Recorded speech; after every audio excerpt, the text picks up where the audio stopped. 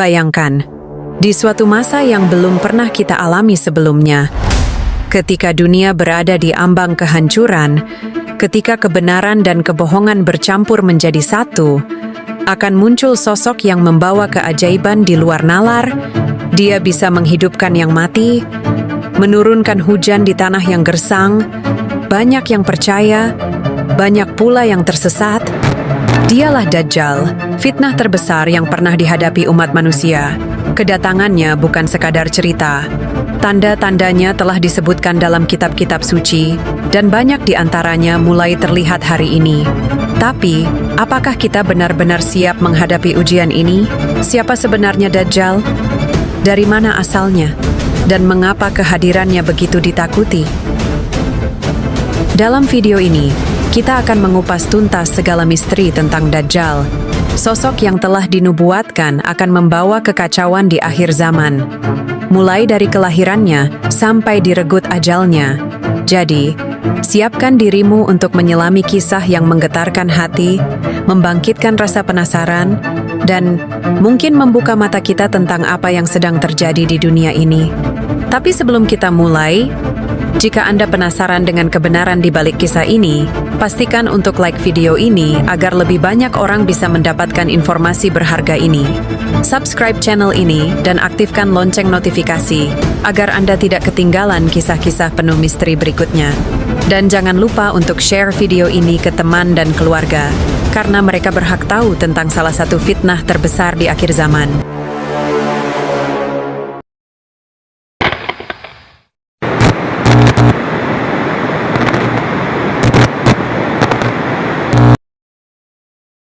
Dajjal lahir 100 tahun sebelum kelahiran Nabi Musa alaihissalam.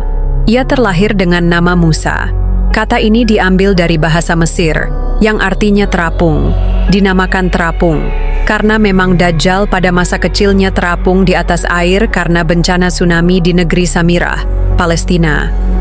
Nama lengkap Dajjal sendiri adalah Musa Samiri, yang artinya Musa dari negeri Samirah. Jadi, ketika itu ada dua Musa yang populer di kalangan Bani Israel, yaitu Musa bin Imran yang kelak menjadi Rasul dan Musa Samiri yang merupakan cikal bakal Dajjal dan utusan iblis laknatullah.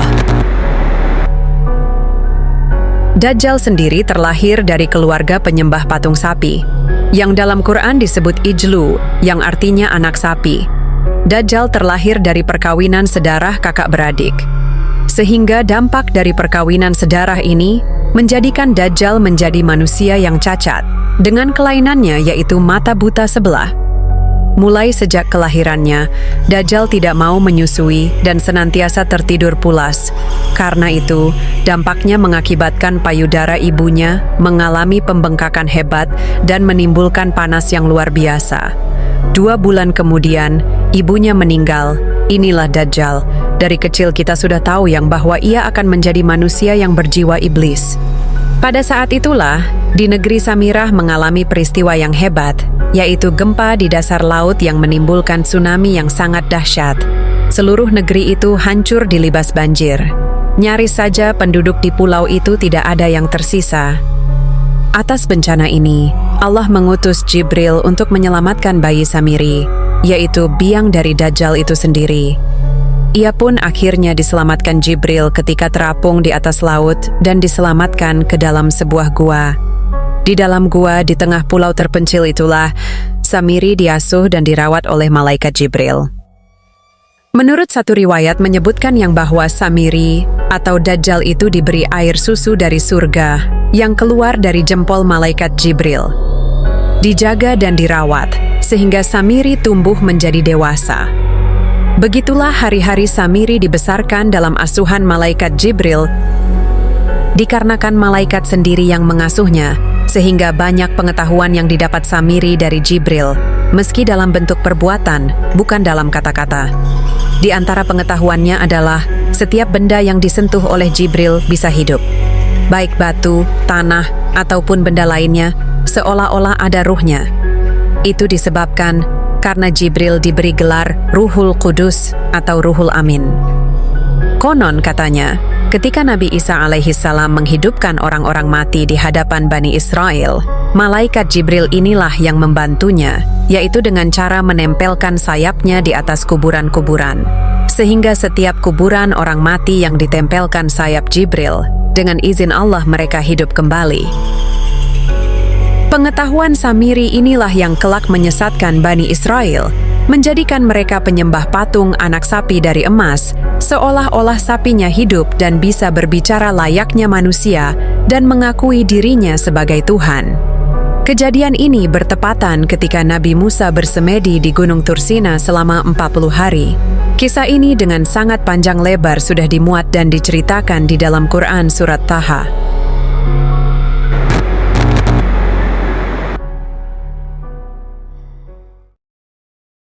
Ketika Samiri ataupun Dajjal berusia muda remaja, keluarlah ia dari persembunyiannya. Dan semenjak saat itu Samiri punya cita-cita aneh. Ia mulai bercita-cita ingin menjadi Tuhan, dan agar manusia menyembahnya.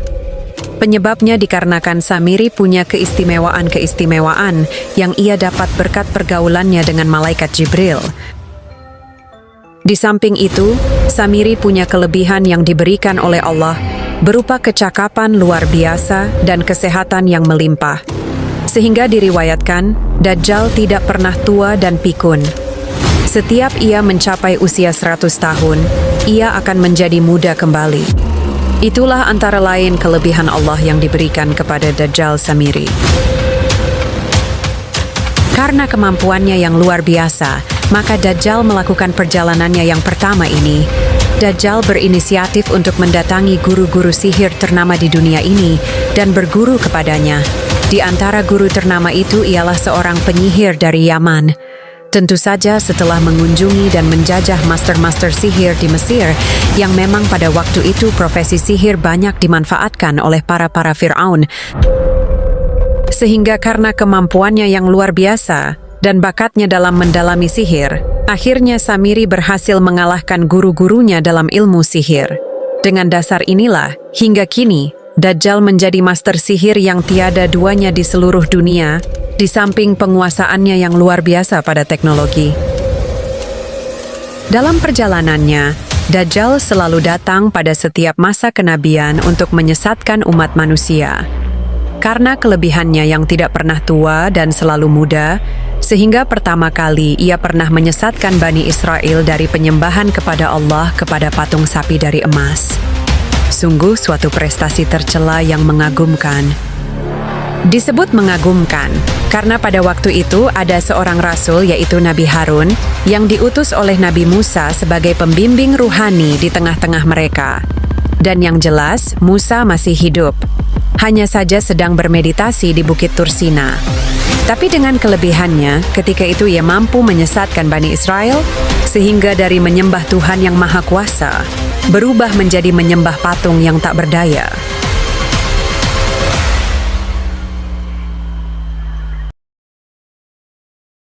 Pada zaman Nabi Isa, ia juga datang untuk menyesatkan umat Nabi Isa, namun berhasil diusir oleh Nabi Isa. Tapi tak berhenti sampai di situ. Dengan kelicikannya, akhirnya ia pun berhasil menyesatkan umat setelah kematian Nabi Isa pada usia 33 tahun. Penyesatan Samiri selalu dalam kategori masalah akidah, sehingga Bani Israel setelah kepergian Nabi Isa, mayoritasnya tidak lagi menyembah Allah yang Maha Esa, melainkan lahir konsep tiga Tuhan atau dikenal dengan sebutan Trinitas, yaitu penebusan dosa, peniadaan tradisi khitan bagi laki-laki, menghalalkan babi dan riba, dan perbuatan-perbuatan bid'ah lainnya yang jauh menyimpang dari agama. Samiri menyebarkan gagasannya ini melalui murid kesayangannya yang bernama Paulus, atau dikenal dengan Saul, yang kemudian ia mengaku dirinya sebagai rasul. Dalam sejarahnya, Saul merupakan musuh Nabi Isa. Sama seperti Samiri, Saul dilahirkan dan hidup di tengah-tengah keluarga Yahudi yang doyan menyembah anak sapi. Di samping itu juga, Saul hidup sebagai seorang ahli filosof pagan yang memadukan antara filsafat Yunani dan ajaran Yahudi. Namun kelak, Saul tidak hanya mensintesakan dua ajaran itu, tapi lebih jauh membuat sintesa dengan ajaran-ajaran di Timur Dekat dan wilayah bulan sabit yang subur. Pada zaman Rasulullah sendiri pun, Samiri ataupun Dajjal mendatangi dan hidup berdampingan dengan para sahabat. Ia memiliki nama samaran, yaitu Dihyatul Qalbi. Awalnya Umar bin Khattab yang sudah mengetahui siapa dirinya meminta izin kepada Rasulullah dengan bermaksud membunuhnya. Namun Rasulullah melarangnya, sama seperti nabi-nabi terdahulu yaitu Musa dan Isa yang selalu membiarkannya.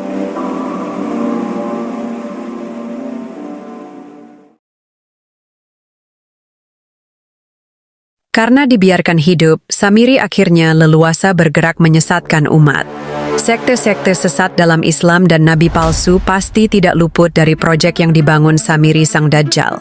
Ribuan hadis palsu yang dibuat oleh orang-orang Yahudi dan orang Muslim munafik pasti mendapat sentuhan dan campur tangan dari Samiri. Di zaman modern, peluang Dajjal untuk menyesatkan manusia secara massal semakin terbuka. Pasca Revolusi Prancis merupakan zaman baru bagi Dajjal. Humanisme, yang intinya adalah anti-Tuhan, dan sebagai gantinya, manusialah yang dijadikan Tuhan. Gagasan humanisme persis seperti misi dari Samiri sang Dajjal. Untuk melancarkan programnya, Dajjal memilih orang terpilih dari kalangan yang berdarah Yahudi, atau dari Nasrani tapi masih berdarah Yahudi, atau dari luar ras Yahudi tapi sudah teryahudikan.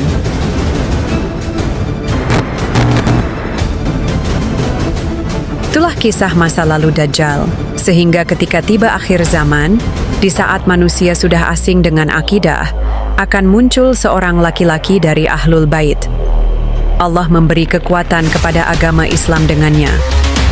Dia memerintah selama 7 tahun, memenuhi dunia dengan keadilan setelah sebelumnya dipenuhi oleh kezaliman dan kemaksiatan. Umat di zamannya itu akan diberikan kenikmatan yang belum pernah diberikan kepada umat selainnya. Bumi mengeluarkan tumbuh-tumbuhannya, langit menurunkan hujan, dan dilimpahkan harta yang banyak dan melimpah. Orang ini mempunyai nama seperti nama Rasulullah Shallallahu Alaihi Wasallam, dan nama ayahnya seperti nama ayah Rasulullah. Jadi, namanya adalah Muhammad atau Ahmad bin Abdullah.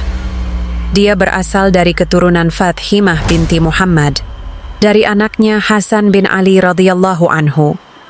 Di antara ciri-ciri fisiknya adalah lebar dahinya dan mancung hidungnya. Berbeda halnya dengan Samiri sang Dajjal, ia mempunyai ciri-ciri berupa seorang yang masih muda, wajahnya merah, pendek, kakinya bengkok, rambutnya keriting, mata sebelah kanannya buta dan menonjol keluar bagaikan buah anggur yang mengapung.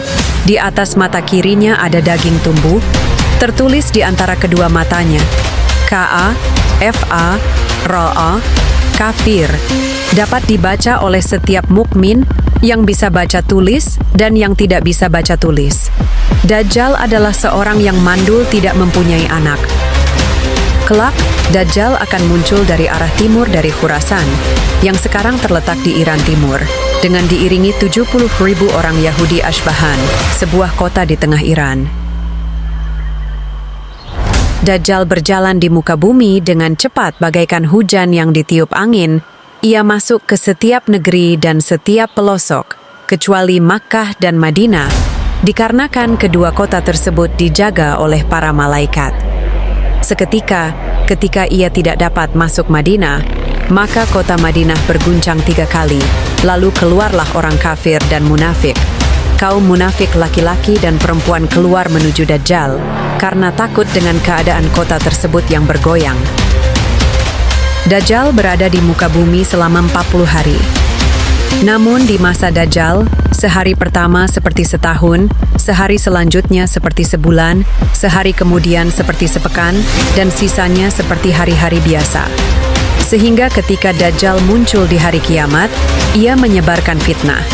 Fitnah Dajjal merupakan fitnah yang paling besar sejak Allah ciptakan Adam sampai hari kiamat. Salah satunya yaitu Dajjal membawa 2 sungai yang mengalir, salah satunya terlihat air putih, dan yang lainnya terlihat api yang menyala-nyala. Apabila seseorang mendapati hal itu, hendaklah ia masuk ke sungai yang tampak api, pejamkan mata, tundukkan kepala, minumlah. Itu adalah air yang sejuk. Dan karena kekuatan sihirnya yang luar biasa, Dajjal mengaku sebagai Rob, menyuruh hujan untuk turun, lalu turun. Menyuruh bumi untuk menumbuhkan tanaman, lalu tumbuhlah tanaman. Menghidupkan orang mati, dan macam-macam fitnah lainnya. Sehingga jika iman kita goyah, maka kita akan percaya yang bahwa di hadapan kita adalah Tuhan. Tapi faktanya, ini hanyalah fitnah bagi orang Muslim. Namun pada akhirnya, ketika dengan izin Allah Nabi Isa turun ke bumi, Dajjal berhasil dibunuh oleh Nabi Isa alaihissalam di Bab Lud, ataupun suatu desa yang berada di dekat Baitul Maqdis, Palestina. Sehingga setelah kematian sang Dajjal, dunia dipenuhi kesejahteraan yang melimpah, baik dari segi harta maupun dari segi agama. Inilah rangkuman dari kisah Dajjal. Semoga bisa bermanfaat untuk semuanya. Wallahu a'lam bissawab.